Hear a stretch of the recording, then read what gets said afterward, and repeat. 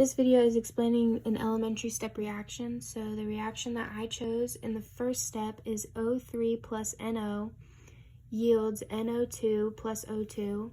And for the second step is NO2 plus O yields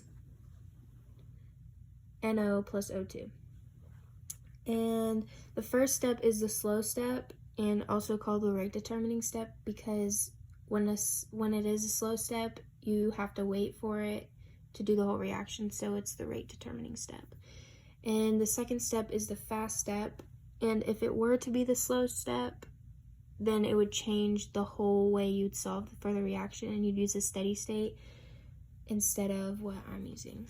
So for the rate, to find the rate, it is K1 times the concentration of O3 from this first step and times the concentration of NO from this first step.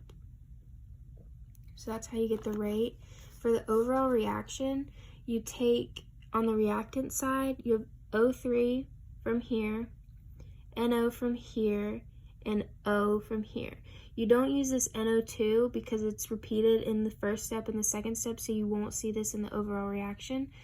And then on the product side, you do the same thing with the products. So you don't use that, the NO2, you use the O2, the NO, and the O2. So you see there's two O2s and then there's an NO.